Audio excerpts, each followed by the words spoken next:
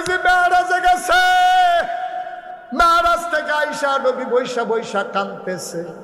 সব নবীর বিবিরা আমাদের আম্মারা দাঁড়িয়ে আছে। আম্মারা ডাক দিয়া জিজ্ঞেস, ইয়া রাসূলুল্লাহ, ইয়া হাবিবাল্লাহ, আপনি কান্দেন কেন গো? নবীজিরে ডাক দিয়া কয়, আমাদের যারা আম্মা যান নবীর স্ত্রী, ওনারা ডাক দেয়া কয়, ইয়া রাসূলুল্লাহ, ইয়া হাবিবাল্লাহ, আপনি কেন কাঁদেন? কয় কি দেখলাম, কি দেখলাম? কয় কি দেখলেন ইয়া রাসূলুল্লাহ? আমি যখন মেরাজে গেলাম, আমারে জিবরাইল ডাক দেয়া কয়, ইয়া রাসূলুল্লাহ, জান্নাত চাইবেন নি? সুবহানাল্লাহ কয় না? আমি কইলাম, জিবরাইল রে, আসছি যখন জান্নাতটা একটু দেখা যায়। জান্নাত দেখবেন নাকি নবীজি? আল্লাহর নবী কয়, আসছি যখন দেখে যাই। নবী গিয়ে দেখলেন কি সুন্দর জান্নাত। জান্নাত দেখে তিনি যখন রওনা করেছেন, জিবরাইল ডাক দেয়া কয়, ইয়া রাসূলুল্লাহ, জাহান্নাম দেখবেন নাকি?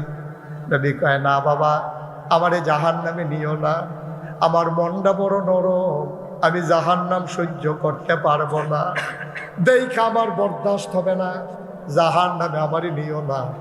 ও নবী জান্নাত দেখলেন, একটু জাহান্নাম দেখে যাবেন নাকি? উম্মতকে যেন একটু সাবধান করতে পারেন। নবীজি কয়, আমার ভয় লাগে, আমারে জাহান্নাম দেখাইও না। আসেন আসেন ইয়া রাসূলুল্লাহ, দূর থেকে একটু দেখবেন। টেনে টেনে নবীকে নিয়ে যাওয়া হলো জাহান্নামের দরজায়। নবী তাকায়া দেখে সুন্দরী ষোড়শী কুমারী যুবতী কন্যা, দুধে আলতা গায়ের রং, এত ফর্সা মেয়ে, মনে হয় যেন একেবারে সৌন্দর্যের প্রতীক। এই মেয়েগুলা ষোড়শী সুন্দরী কুমারী যুবতী, বিয়ে হয় নাই, 16-17 বছর বয়স, ষোড়শী। এই মেয়েগুলা জাহান্নামের ভেতরে বসে আছে আগুনের উপরে, তাদের লোকগুলা লম্বা লম্বা। নবী তাকাইয়া দেখে লোকগুলা লোহা আর তামা দিয়া বানানো। নবীজি তাকাইয়া দেখে ওই মহিলাগুলা সুন্দরী সুমরী ষোড়শী কুমারী যুবতী মেয়েরা জাহান্নামের ভিতরে বসে আছে। আর লম্বা লম্বা নখ, এই নখ দিয়া দুই হাতে গালের গোশতগুলা টাইনা টাইনা ছিঁড়তেছে, বুকের গোশতগুলা টাইনা টাইনা ছিঁড়তেছে। নবী ডাক দেয়া কয়, জিবরাইল রে, ও জিবরাইল, এই মহিলা কোন মহিলা রে? নিজের সৌন্দর্য নিজের ছিন্ন ভিন্ন করে, এই মহিলাগুলা কারা? জিবরাইলে ডাক দেয়া কয়, চিনছেন না? এই মহিলাটি তো গরিপুরের মহিলারা, যাদের জামাই থাকতো বিদেশ, যারা সাজ্জা সুজ্জা রিক্সাওয়ালারে, ওই দোকানের সেলসম্যান রে, কাস্টমার রে, নানান মানুষ রে ঘুইরা ঘুইরা সৌন্দর্য দেখাইছে। এই সৌন্দর্য দেখানোর কারণে আজকে নিজের সৌন্দর্য নিজে লন্ড ভন্ড করে দিচ্ছে। বলো নাউজুবিল্লাহ। ও গৌরীপুরের আম্মারা, মাইকের আওয়াজ তোমার কানে যায় নাকি গো আম্মা? ও আম্মা, নিজের সৌন্দর্য দেখানোর বিষয় না, তোমার সৌন্দর্য তুমি গোপন রাখবা, এটার অধিকার তোমার স্বামীর। সবটা সৌন্দর্য স্বামীরে দেবা, দেবর ভাসুর তাতে পাওনা না, দোকানের কাস্টমার পাওনা না, বাড়ির চাচাতো ভাই জ্যাঠাতো ফুফাতো মামাতো খালাতো তালতো ভাই, ওরা তোমার সৌন্দর্য পাওনা না গো আম্মা। তোমার সৌন্দর্য পাবে শুধু তোমার ওই স্বামী। তোমার স্বামী ছাড়া সৌন্দর্য দেখার মজা মারার কারো অধিকার নাই, ঠিক কিনা ভাই? আমরা বেড়াইতে এখন আমরা মহিলারা শেষ, তারা নিজের দুর্বাস করছি সারব। এখন আমরা দুষ্টি আমরা একটু দরকার আছে নিও। এই বেড়ি থেকে আসমানতে রাজি রইছে, এটি 60টা পরিচয় আছে একটা মহিলার। কয়টা হয়? এই মহিলারা আমার আম্মা হয়, না হইলে আমার মাইয়া হয়, না হইলে আমার বউ হয়, না হইলে আমার বোন হয়। একটা মহিলা, এই 4টা বাইরে কোনো পৃথিবীতে মহিলা নাই। এই মহিলারা কারো না কারো স্ত্রী, কারো না কারো মেয়ে, কারো না কারো মা, কারো না কারো বোন। এর বাইরে মহিলার কোনো পরিচয় নাই, এরা কারো না কারো স্ত্রী। তাইলে তাহলে কয় দায়ুস, কয় দায়ুস কখনো জান্নাতে যাবে না। সাহাবারা কয় দায়ুস কারে কয়? কয় যেই বেড়ায় নিজের বউরে সুন্দর কইরা বেড়াই তার সামনে ছাইড়া দেয়। আল্লাহর নবী বসে বসে ঘরের ভিতরে কাঁদতেছে। সুবহানাল্লাহ। বিবি গো, আমি কি দেখলাম? আমি এটা কি দেখলাম গো বিবি? সুন্দরী সুরসী কুমারী যুবতী কন্যারা নিজ সৌন্দর্য ছিঁড়ে ছিঁড়ে আলগা করে দেখায়। এই নবীর একজন কন্যা, কন্যার নাম ফাতেমা রাদিয়াল্লাহু তাআলা আনহা। সুবহানাল্লাহ। খুব খেয়াল করো, গভীর মনোযোগ। কন্যার ব্যাপারে ওয়াজ হচ্ছে, বাবারা সব কান পেতে শুনেন, যুবকেরা কান পেতে শুনো। একদিন তোমরা বাবা হবা, তোমাদেরও কন্যা সন্তান হবে। শুনে রাখো আজকে ওয়াজ। মুশতাক ফৈজ যদি কোনোদিন না আসে, ওই যখন বাবা হবা সেই দিন মনে পড়বে আমার কথা ইনশাআল্লাহ। আল্লাহর নবীর আদরের কন্যা, নবীর কন্যা চারজন: জয়নব, রুকেয়া, উম্মে কুলসুম, ফাতেমা। ফাতেমা নবীর ছোট্ট কন্যা। সুবহানাল্লাহ। কায়না ফাতেমার বিয়ে হয়েছে হযরত আলী রাদিয়াল্লাহু তাআলা আনহুর লগে। নবীজি ডাক দেয়া কয়, ফাতেমা গো, ও ফাতেমা, মদিনার অনেক ধনী ধনী মানুষ তোরে বিয়া করতে চাইছে গো। ও ফাতেমা, আমি তোরে ধনী বেড়াইতের কাছে বিয়া দেই নাই, আমি বিয়া দিছি গরিব আলীর লগে।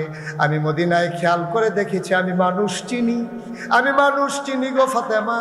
আমি মদিনায় দেখেছি আলীর মতো বীর পুরুষ, সুন্দর স্বামী তোর জন্য আর একজনও নাই। বলেন সুবহানাল্লাহ। কিরম বেড়ার হয়েছে? কুদ্দুর আগে কইছিলাম যে গেছিলাম আপনার পরিবার কেমন? আলিয়ে কইছিল খুব দিয়া কল্লা হালাই দেন, খালি হুকুম না দেখে বাচ্চা গেলাম। তাইলে বউয়ের প্রতি কত লাইবিলিটি, কত দায়িত্ববোধ, কত সচেতনতা, কত আত্মমর্যাদা বোধ। সুবহানাল্লাহ বলবেন না? নবীজি মানুষ চিনে তো। নবীজিকে ফাতেমা গো, ঘরটা সুখ পাইতি না গো, কিন্তু শান্তি পাইছি। সুবহানাল্লাহ কইতেন না? ফ্রিজের ভিতরে বড় বড় মাছ পাইতি না, মুরগা পাইতি না, দরকার নাই। ঘরটার ভিতরে সুখ পাইবি। সুখ কারে কয়? আলী রাখছেও ফাতেমারে হেমনে, এত সুখ ঘরটার ভিতরে, শুধু সুখ আর সুখ। 3 দিন ধরে চুলাত আগুন জ্বলে না, সুখের অভাব নাই। সুবহানাল্লাহ বলবেন না?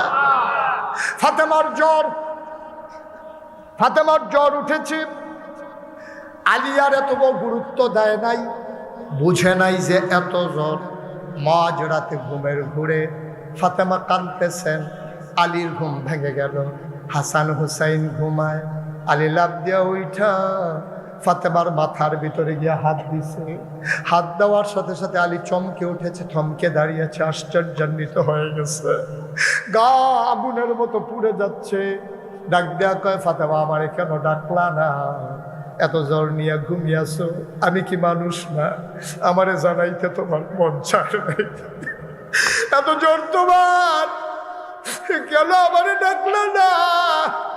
তোমার জন্য কি আমার কোনো মায়া নাই গো ফাতেমা? তুমি এটা কি করলা?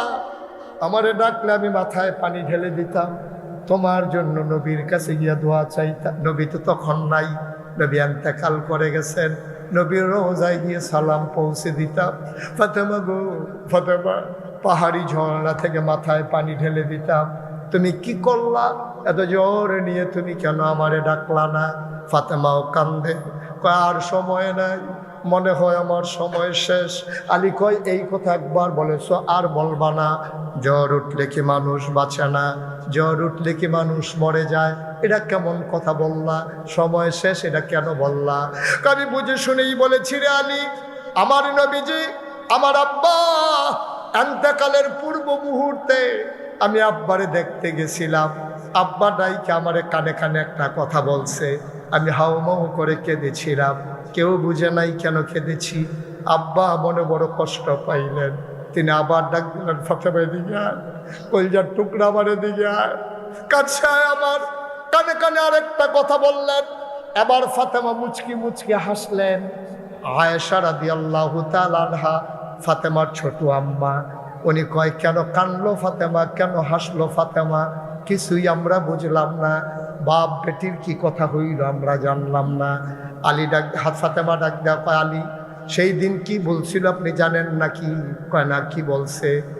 বলছে আমারে, আমার আব্বা বলেছে, ফাতেমা, ও ফাতেমা, কান্নাকানি করিস না, চিৎকার চেঁচামেচি করে কোনো লাভ নাই। আমি আর বেশি দিন তোদের মাঝে থাকবো না গো ফাতেমা, আমার যাওয়ার সময় হয়ে গেছে, আমি আবার চলে যাওয়া লাগবে আল্লাহর ডাকে, চরম পরম প্রিয় বন্ধুর সান্নিধ্যে। দুনিয়ার মায়া ছেড়ে আমি চলে যাব আখেরাতে, আমারে বিদায় দিয়ে দে ফাতেমা। এই কথা শোনার পরে আমি কানলাম। আব্বা আমারে ডাক দেয়া কয়, ফাতেমা কেন কান্নাকাটি করস? আমি কি সারা জীবন থাকবো নাকি? তোর একটা খুশির খবর দেই গো ফাতেমা, তুই শুন শুন শুন। আমার পরিবারের ভেতরে, জান্নাতের ভেতরে সবার আগে যার সাথে আমার দেখা হবে সে হইল আমার আদরের ফাতেমা।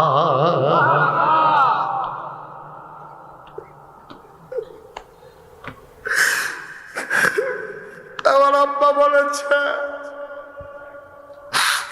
আমার আব্বা বলেছে সবার আগে নাকি আমার আব্বার লোকে দেখা হবে।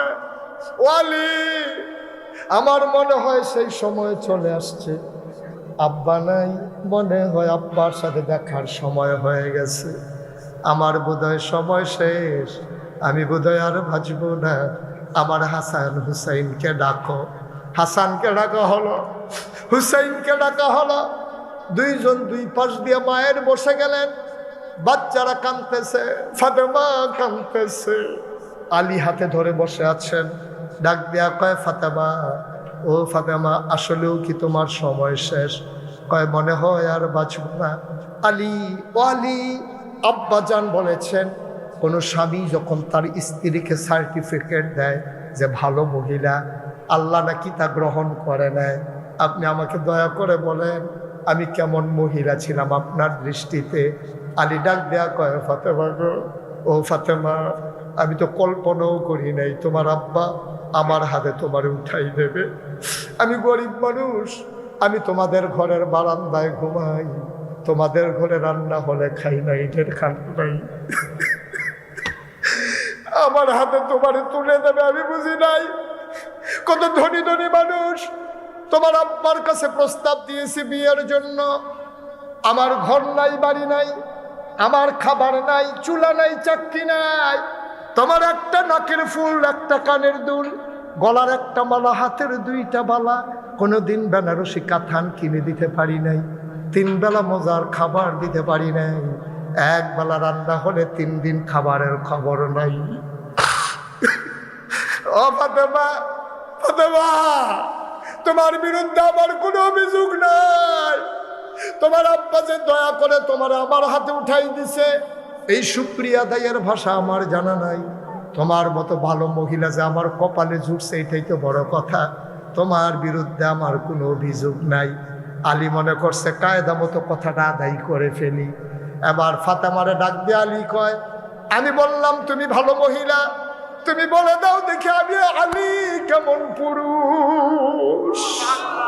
এটা একটু বলে দাও, এটা একটু বলে দাও, মরার আগে আমারে বলে যাও আমারে তুমি কেমন পেয়েছো। এটা মোটেও ঠিক হবে না। আলী, ফাতেমা কয়, আপনি বলবেন এটা ফাতেমার ওসিয়ত। কয়, তুমি কেন এই ওসিয়ত করলা? আলী আবার ফাতেমা কান্দার কয়, স্বামী গো খেয়াল করেন, পর্দার আড়ালের মায়েরা শুনেন, গভীর মনোযোগ।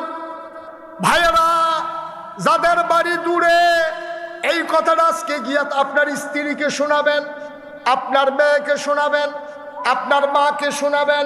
এই কথাটা আমার অনুরোধ, আপনার কাছে আমানত রেখে দিলাম। সামনের কথাটা যাদের যারা আছে সবাইকে শুনিয়ে দেবেন বাড়িতে গিয়া। এবার ফাতেমা কয়, আলী রাতের আধারে আমারে কবর দিবেন। কয়, কেন রাতের আধারে কবর দেব? ওই জন্য কবর দিবেন, আমি বিয়ের আগ পর্যন্ত বাবার ঘরে বড় হয়েছি, কোনোদিন ভিন্ন কোনো পুরুষ আমারে দেখে নাই। বিয়ের পরে আপনার সংসার করলাম, ভিন্ন কোনো পুরুষ আমার এক নজর দেখে নাই। বিয়ের আগেও দেখে নাই, বিয়ের পরেও দেখে নাই। স্বামী গো, ও স্বামী, মৃত্যুর পরে লাশ হয়ে যাব, কাফনের কাপড়ের ভিতরে ঢুকে যাব। দিনের আলোতে লাশের খাটিয়ায় কাফন পরাইয়া যদি আপনি শোয়াই রাখেন আমারে, হাজার হাজার মানুষ কাফনের বাইরে দিয়ে দেখে আন্দাজ করবে ফাতেমা লম্বা ছিল না খাটো ছিল, চিকন ছিল না মোটা ছিল। যেই ফাতেমা জীবনে কোনো পুরুষের সামনে যাই নাই, মৃত্যুর পরেও কোনো পুরুষের সামনে পড়তে চাই না।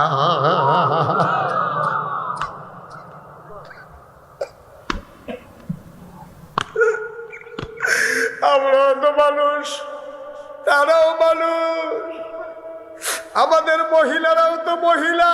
ফাতেমা তো মহিলা, ভাইজান একটা কোনো পুরুষের সামনে যাই নাই, লাশ হওয়ার পরও কারো সামনে যেতে চাই না।